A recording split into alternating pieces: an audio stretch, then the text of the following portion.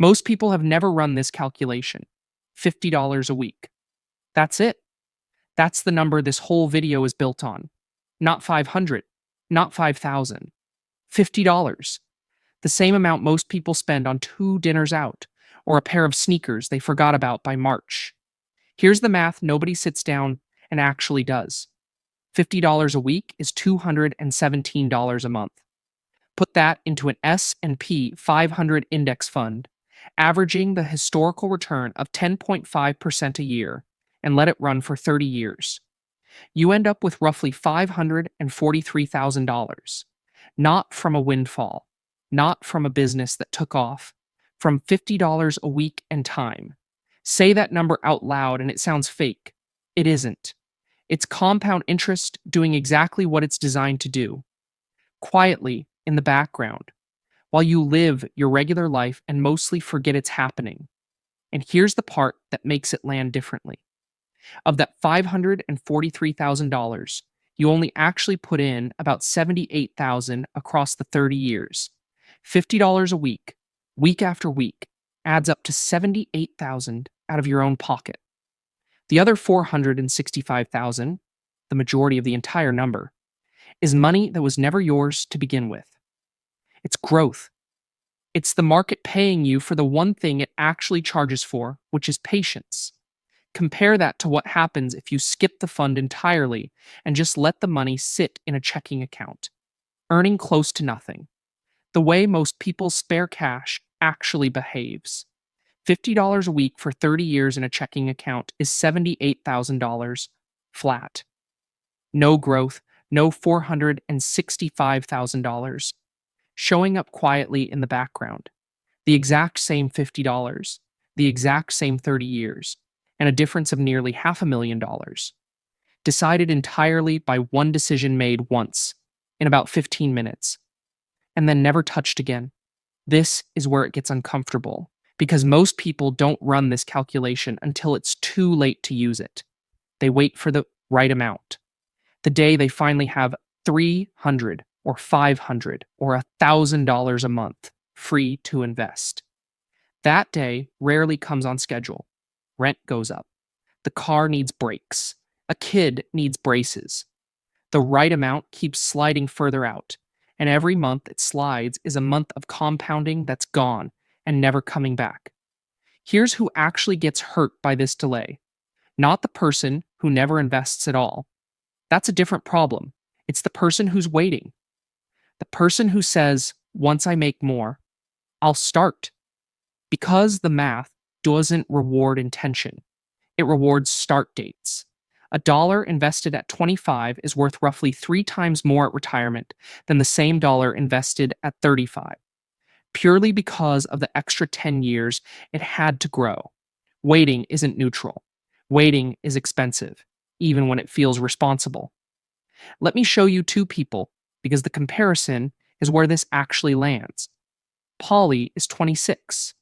He works in equipment logistics, makes $51,000 a year, and by his own admission, doesn't feel like he has money to invest. Rent alone takes $1,400 a month out of his paycheck, and between a car payment and groceries for one person running close to $400 a month, there's nothing that looks like extra. But he set up an automatic transfer of $50 a week, $217 a month, into a Roth IRA the week he read about this exact calculation. He didn't wait to feel ready. He didn't wait for a raise. He just moved the number before he could talk himself out of it. And he never looked at the account again except once a year, out of curiosity. The first year, honestly, felt like nothing. His balance sat around $2,200. And if he's being honest, there were a couple of months he almost paused the transfer to cover a car repair instead. He didn't.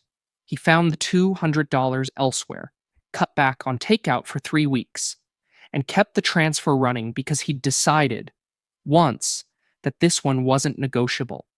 Now, compare that to Teresa, 34 years old, makes considerably more than Paulie, $78,000 a year, and has said for 6 years running that she'll start investing seriously once things settle down.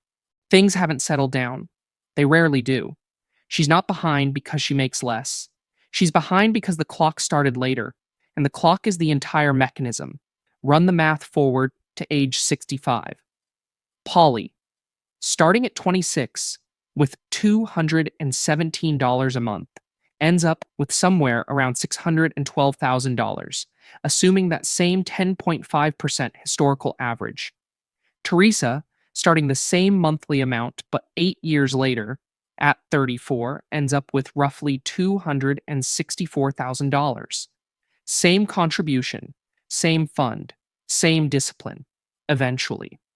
The only difference is 8 years, and it costs her over $300,000.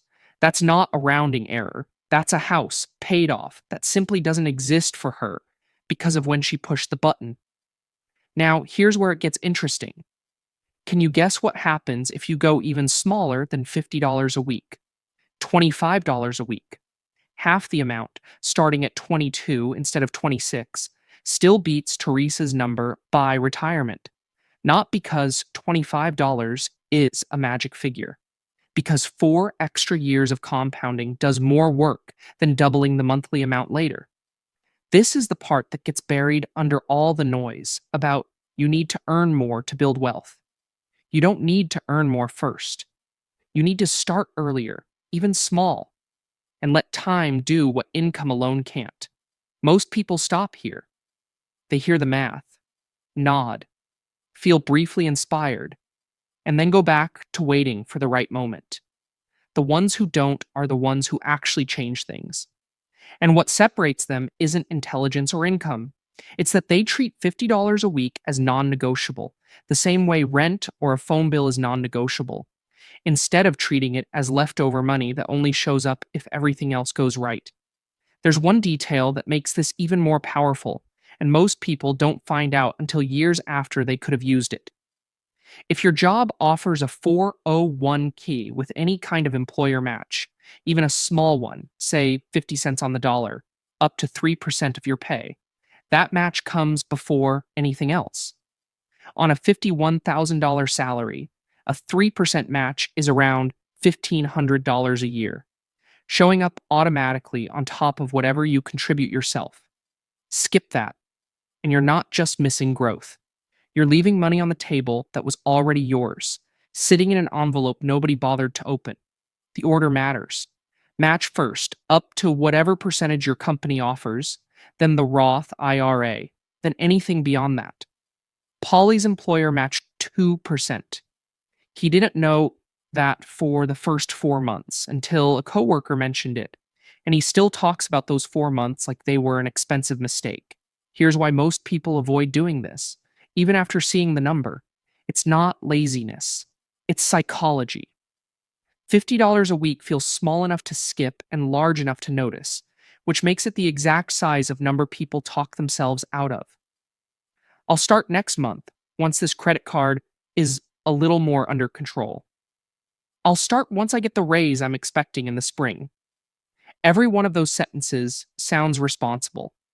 Every one of them is also the compounding clock sitting idle for another month, another year, another decade. The next thing on this list is the one nobody talks about, and it's the most powerful piece of the whole picture. Where the $50 actually goes matters almost as much as sending it at all. A regular savings account, even a strong high yield one paying 4.6%, turns $217 a month into roughly $189,000 over 30 years. Good. Genuinely good. Better than what most people have. But the same amount in a broad market index fund, averaging 10.5% instead of 4.6, turns into that $543,000 number from earlier. Same discipline. Same $50. Nearly $350,000 of difference purely from where the money sat. This is the part people find hardest to believe. So let's show it plainly. In year one, the difference between the savings account and the index fund is almost nothing, maybe $60, invisible in daily life. By year 10, the gap is around $11,000. By year 20, it widens to nearly $70,000. By year 30, it's not a gap anymore. It's a different life. The early years feel like nothing is happening. That feeling is the trap. Compounding is quiet in the beginning and loud at the end. And most people give up exactly during the quiet part, right before it gets loud. Think about what $600,000 actually means at 65. In real terms, it's not a number on a screen. It's the difference between working because you choose to and working because you have to. It's being able to help a grandchild with college without touching your own retirement. It's the version of 65 where the bank calls you back the same day, not because you're wealthy in some flashy sense, but because you're the kind of account they want to keep. It's also the version of your life where a bad year doesn't become a bad decade, where a job loss means a stressful few months, not a financial collapse, where retirement is a choice you make on your own timeline, instead of a door that closes on you because the number never got large enough. None of that requires luck. It requires $50 moved on a schedule for longer than feels exciting. Here's the exact action with the exact numbers. So this isn't just a nice idea you close the video and forget. Open a Roth IRA. Most major brokerages let you do it online in under 15 minutes with no minimum to start. Set up an automatic weekly transfer of $50 timed for whatever day your paycheck actually lands, not a day you'll have to remember. Point it at a low-cost S&P 500 index fund, an expense ratio under 0.1%, so almost none of your return gets eaten by fees. Then do the single hardest part. Don't touch it. Not when the market drops 8% in a bad month. Not when a friend tells you about something that doubled overnight. $50 a week in the same fund, on the same schedule, for years you mostly won't think about. There's an objection that comes up every single time someone hears this, and it deserves a real answer instead of being brushed past. What about a crash? What if you put $50 a week in for 2 years and the market drops 30% right before you need it? Here's the honest answer. You don't need it in 2 years. This money is for 30 years from now, and over any 30-year stretch in the history of the S&P 500, including the crashes of 2000, 2008, and 2020, the index has never once finished negative. Individual years look brutal. Full decades smoothed out by someone contributing the same $50, whether the market is up or down, have always recovered and grown. The crash isn't the danger. Panic selling during the crash is the danger. And the only defense against that is deciding now, before it happens, that you're not going to look. There's also the quieter cost that never shows up in these conversations. Inflation. Groceries for a family of 4 are running close to $1,000 a month right now, and prices don't sit still while you wait for the right time to start. Every year you delay isn't just a year of lost growth. It's a year where the $50 itself buys a little less of the future you're trying to build. Waiting doesn't preserve your options. It quietly shrinks them. At the exact same time, it feels like the safe choice. Paulie didn't do anything unusual. He didn't pick a hot stock. He didn't time anything. He ran the calculation once, moved $50 before he could argue himself out of it, and then got out of his own way. That's the entire strategy, and it's the reason it works. There's nothing left to get wrong once the automation is in place. The number was never the obstacle. $50 a week was always enough. What was missing was someone actually sitting down and running the math out loud, so it stopped being an abstract idea and became a decision you could make this week, with the exact account, the exact fund, and the exact amount already sitting in front of you. You don't need the raise first. You don't need the debt gone first. You don't need permission from anyone. You need $50, an account that takes 15 minutes to open, and the willingness to let something small run quietly for longer than feels comfortable. Because that discomfort, right at the start, is the only price this ever actually charges you. This one is hard to admit, but it's worth saying plainly. Most people don't fail at this because the math is wrong or the amount is too small. They fail because $50 a week doesn't feel like it's doing anything for the first 2 or 3 years, and quitting during that quiet stretch feels harmless. It isn't. Every month you stop is a month that never comes back. And the version of you at 65 doesn't get to renegotiate the years you skipped. Paulie is 31 now. His account sits a little above $19,000. Not life-changing yet. Not the 600,000, not close. If he stopped today and never added another dollar, that 19,000 would still grow to roughly 340,000 by 65, just sitting there. But he hasn't stopped, and he's not planning to, because 5 years in, the number finally started moving on its own.